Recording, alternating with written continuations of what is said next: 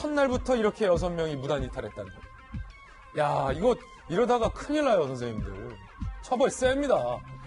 아파트 뒤편의 놀이터를 6분간 산책한 모자, 40대 여성 10대 아들, 주민신고로 적발됐고 접촉자가 없습니다. 그런데 야, 뭐 그 정도는 괜찮지 않나 라는 생각도 솔직히 좀 들어요. 얼마나 답답했으면 10분간 뒤편의 놀이터 접촉자 없이. 그런데 전북도에서는 무관용 원칙이라는 거예요. 이게 한번 봐주기 시작하면 너도 나도 다 어긴다는 거죠.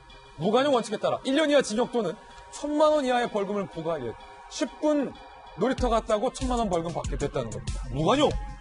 그리고요, 전북 익산이었고요, 경남 산청군 식당에서 친구들과 어울린 20대를 고발했습니다. 이거 자가격리 대상인데 식당에서 친구들이랑 밥 먹고 술 마시고 20대 이러면 안 되죠. 인천 남동구 자가격리 중에 담배 사러 외출, 3차례 격리 지침 위반, 담당 공무원 경고 무시 다 지금 고발됐습니다. 공원 산책, KTX 대중교통 이용 사례 포착도 된 바 있습니다. 정부는 상황이 이러자 아예 전자팔찌 방안까지 꺼내들었습니다. 이야기 들어보시죠. 신체에 이러한 팔찌를 직접 부착시키고 이탈 여부 등을 실시간으로 관리하는 것이 효과적인 수단이 될 수도 있겠습니다만 다른 문제점이나 법리적인 문제가 없는지 등이 같이 고민이 돼야 되는. 정부는 전자팔찌 이야기를 꺼내들었습니다. 그러자 논란이 일고 있습니다. 함께 보시죠. 자가격리 위반 줄이자 전자팔찌 이렇게 생긴 건데 스마트워치 같이 생긴 것 같기도 하고 전자팔찌 휴대폰과 10m에서 20m 이상 떨어질 경우에는 견딜 수 없는 경보음이 나옵니다. 떼 거리는 거예요. 우리 그 재난 문자 시끄럽잖아요. 그거보다 더 센 소리가 나온다. 홍콩에서는 해외 입국자 전원에게 2주간 착용. 홍콩의 사례가 이미 있다. 대만은 추진 중이다라는 얘기도 참고 삼으시면 될 것 같고, 해외 입국자 경우에 착용 거부 시에는 입국을 안 받는 방안까지 검토되고 있어요. 그러니까 옵션은 2개. 전자팔찌 부착하든지 이게 싫으면 입국을 거부당하든지라는 거죠. 전체 착용 때는 인권 침해 논란도 예상이 돼서 반발도 만만치 않은 그런 상황입니다. 일단은 판사 출신의 고승욱 변호사님, 전자팔찌 방안 법적으로는 문제 없는 거예요? 좀 문제가 있죠. 그래요? 왜냐하면 이제 범죄자가 아니기 때문에 이게 신체 접촉해서 이게 달고 다닌다는 게 보통 일이지 아니지 않습니까? 그러니까 법률도 성범죄자 같은 경우에도 국민적 합의를 거치기까지 좀 상당히 논란이 있었잖아요.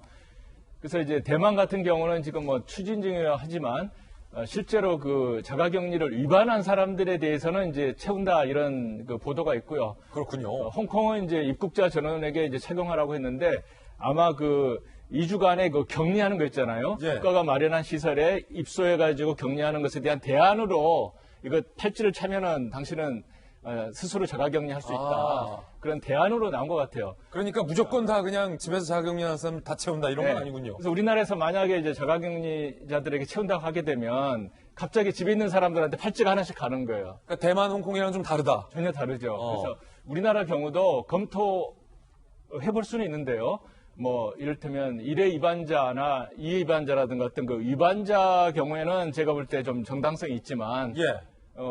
그냥 단순하게 지금 아직 증상도 안 나타나고 자가격리를 하고 있는데 팔찌 차고 있으라 이건 너무 좀 지나친 인권 침해가 아닌가 싶습니다. 판사 출신은 이렇게 보셨고 검사 출신은 어떻게 보세요? 일단 법적으로는 강제할 수가 없어요. 그래요? 네, 전자발찌 자체는 사람의 인격에 관한 것이고 팔찌를 강제로 채운다는 것은 법의 근거 규정이 없거든요. 전자발찌 관련해서도 전자발찌에 관한 법률이 있잖아요. 그렇기 때문에 지금 우리가 성범죄 관련해서 변론을 하다 보면 성범죄인들이 제일 두려운 것이 뭔지 알아요? 뭐예요? 첫 번째가 외부로 알려지는 거고 나의 신상이. 두 번째가 전자발찌를 굉장히 스트레스 받아요. 그래요? 실제 수사해 보셨을 그런데 때.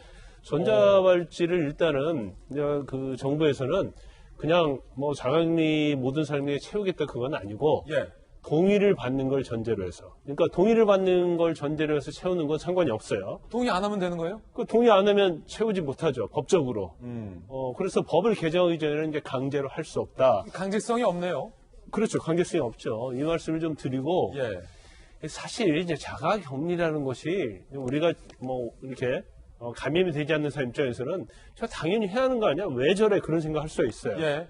그런데 더군다나 우리 집이라는 것은 공동체 생활이잖아요.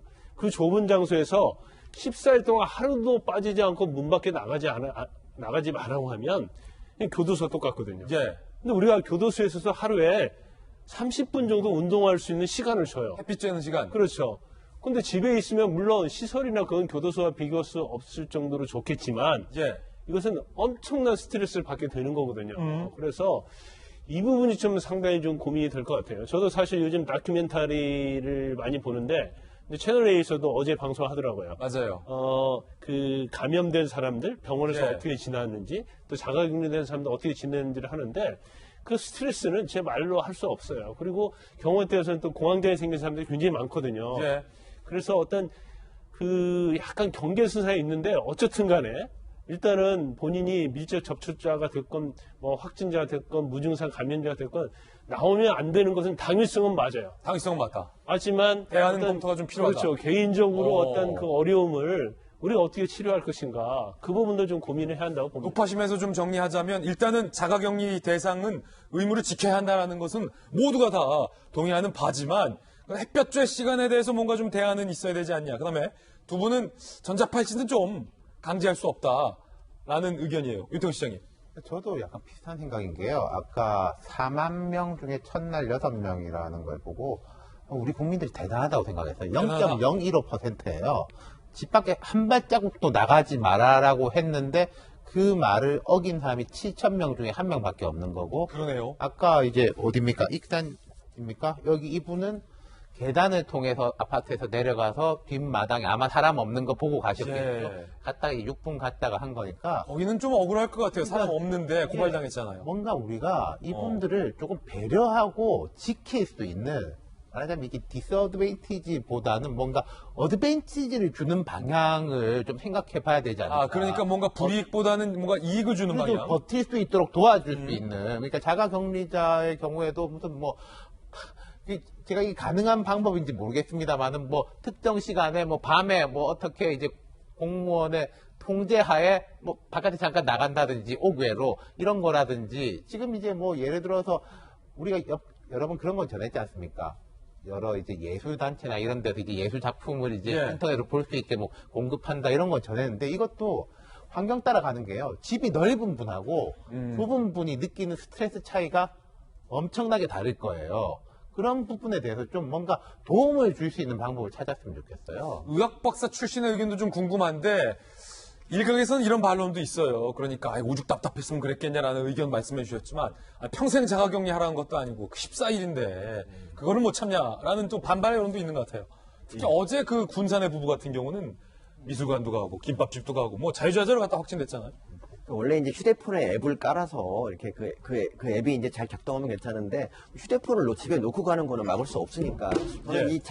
이 전자팔찌 얘기가 오죽하면 이런 얘기가 나왔겠냐 싶어요. 근데 이제 그래도 하나 긍정적인 거는 그래도 그 집 밖으로 나온 그 모자 같은 경우 네. 주민 신고로 이렇게 걸렸지 않습니까? 예. 이런 식으로 저는 이제 전자팔찌 이런 거보다는 그냥 주민들의 적극적인 신고 이런 거를 좀 비열한 방법인 것 같은데도 그걸 좀 이용하면 어떨까 생각이 좀 들어요. 그러니까 사실 전자팔찌 같은 거 몇만 명 되는 거 관리하기도 참 어려울 것 같은데 예. 주민들 신고로 그냥 적극적인 그렇게 하면 조금 더 낫지 않을까 싶습니다. 잠깐 궁금한 게 있는데 그 전자팔찌는 다르겠습니다만 이거를 자를 수 없어요?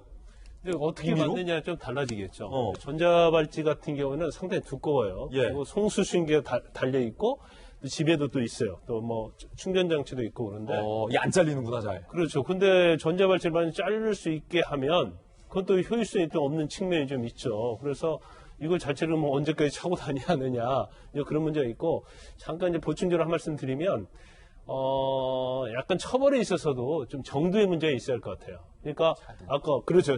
나갔는데 나가서 술을 먹고 다닌다랄지 예. 미술관을 관람한 이건 상대방들에게 다른 제3자의 피해자를 양산할 수 있잖아요.